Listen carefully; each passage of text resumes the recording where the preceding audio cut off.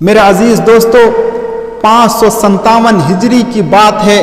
ایک رات سلطان نور الدین زنگی رحمۃ اللہ علیہ ذکر و اذکار اور مقررہ درود پڑھنے کے بعد جب سو جاتے ہیں تو خواب میں نبی کریم صلی اللہ علیہ وسلم تشریف لاتے ہیں اور کہتے ہیں کہ نور الدین، مجھے ان دو سرخ سفید کم بختوں کی شر سے بچا۔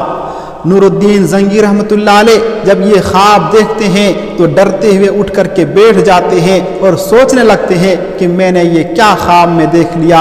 پھر دعا اور درود و سلام پڑھنے کے بعد جب پھر سوتے ہیں تو دوبارہ نبی پاک صلی اللہ علیہ وسلم خواب میں تشریف لاتے ہیں اور کہتے ہیں کہ نور الدین، مجھے ان دو سرخ سفید کم بختوں کی شر سے بچا۔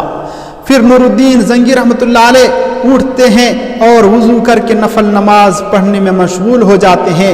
پھر نفل نماز پڑھنے کے بعد جب درود پڑھنے لگتے ہیں تو پڑھتے پڑھتے پھر آنکھ لگ جاتی ہے، اور پھر جب نیند آتی ہے تو تیسرے مرتبہ پھر نبی پاک صلی اللہ علیہ وسلم خواب میں آتے ہیں اور کہتے ہیں کہ نور الدین، ان دو سرخ سفید کم بختوں کی شکلوں کو پہچان لو، مجھے ان کی شر سے بچاؤ۔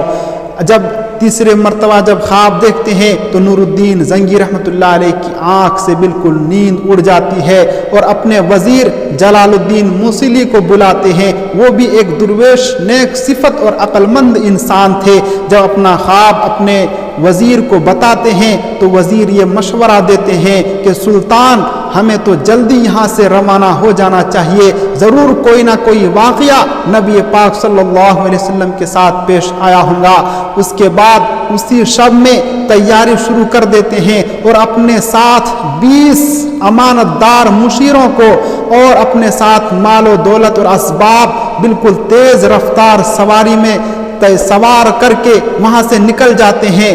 14-15 دن کا سفر طے کرنے کے بعد مدینہ منورہ پہنچ جاتے ہیں۔ شہر میں داخل ہونے سے پہلے غسل کرتے ہیں اور اچھا لباس پہننے کے بعد روضہ اقدس کے پاس درود و سلام پڑھتے ہوئے حاضر ہو جاتے ہیں، اور زبان پر صرف ایک ہی لفظ ہوتا ہے کہ یا رسول اللہ، میں حاضر ہوں۔ پھر مسجد نبوی میں نماز ادا کرنے کے بعد اپنے لشکر سے کہتے ہیں مدینے میں جتنے راستے ہیں تمام راستے میں پہرا لگائی جائے۔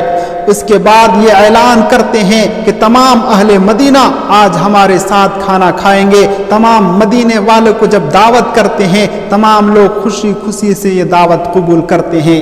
اب تمام لوگ کھانے کے لیے آ رہے ہیں، سلطان سب سے ملاقات کر رہے ہیں اور تمام لوگوں کی شکلوں کو غور سے دیکھ رہے ہیں، لیکن وہ شخص نظر نہیں آتا۔ جب تمام لوگ کھانا کھا چکے ہوتے ہیں تو امیر مدینہ سے پوچھتے ہیں کہ کیا تمام لوگ آ کر کے کھانا کھا لیے؟ امیر مدینہ کہتے ہیں کہ ہاں، تمام لوگ کھانا کھا لیے۔ پھر پوچھتے ہیں کہ کوئی تو باقی نہیں رہا ہے؟ کہتے ہیں کہ ہاں، 2 شخص ہے جو زائرین میں سے ہے اور وہ مغرب سے آیا ہوا ہے، جو مدینے روضہ رسول کے قریب کرائے میں جگہ لے کر کے رہ رہا ہے اور وہ بہت نیک معلوم ہوتا ہے۔ وہ یہاں کے یتیم اور غریب اور مساکین پر بہت خرچ کرتے ہیں۔ سلطان نور الدین نے کہا کہ ان 2 لوگوں کو میرے پاس بلایا جائے، لیکن ان دونوں نے انکار کر دیا۔ جبراً انہیں جب سلطان کے پاس لے کر کے آیا تو سلطان ان کی چہرے کو دیکھ کر کے پہچان جاتے ہیں۔ پھر کہتے ہیں کہ تم کون ہو؟ وہ کہتا ہے کہ میں یہاں حج کے لیے آیا تھا اور روضہ اقدس کے قریب کرائے میں جگہ لے کر کے میں مجاور بن گیا ہوں۔ سلطان کہتا ہے کہ تم جھوٹ بولتے ہو، سچ سچ بتاؤ۔ جب گرج کر کے کہا تو وہ لوگ بالکل خاموش ہو جاتا ہے۔ پھر سلطان نور الدین زنگی رحمۃ اللہ علیہ کہتے ہیں کہ ان دونوں کو گرفتار کر لو، اور امیر مدینہ سے کہتے ہیں کہ ان کا قیام گاہ کہاں ہے، مجھے وہاں لے کر کے چلو۔ جب وہاں پر جاتے ہیں، اس کے کمرہ میں جب داخل ہوتا ہے تو دیکھتے ہیں کہ ہر طرف دینار و درہم پڑا ہوتا ہے، بیچ میں ایک چٹائی بچھی ہوئی ہوتی ہے۔ جب اسے ہٹاتے ہیں تو ایک سل ہے، جب اسے ہٹاتے ہیں دیکھتے ہیں کہ ایک سرنگ بنا ہوا ہے۔ نور الدین زنگی رحمۃ اللہ علیہ ان سے پوچھتے ہیں کہ یہ کیا ہے، تو وہ کہتا ہے کہ مجھے مغرب سے عیسائیوں نے بہت سارے مال و دولت دے کر کے بھیجا تھا اور کہا تھا کہ جسد اطہر کو نکال کر کے لے کر کے آئیں۔ ہم لوگ روزانہ اس رات میں सुरंग बनाते थे। फिर पूछते हैं कि उसकी मिट्टी कहाँ रखते हो? फिर वो कहता है कि हम रात भर सुरंग बनाते थे और सुबह होते ही उसको जन्नतुल बकी में जियारत के बहाने जाकर के रख के चले आते हैं। जब सुल्तान नूरुद्दीन ने उनकी इस बात को एतराफ़ करते हुए सुनते हैं, अपने मियान से तलवार निकालते हैं और उन दो कमबख्तों के सर को कलम कर देते हैं। उसके बाद रोज़ा अक़दस के पास पहुँच करके रोते हुए कहते हैं कि या रसूलल्लाह, पूरी दुनिया के बादशाहों में आपने मुझे इस नाचीज़ को मुंतखब किया।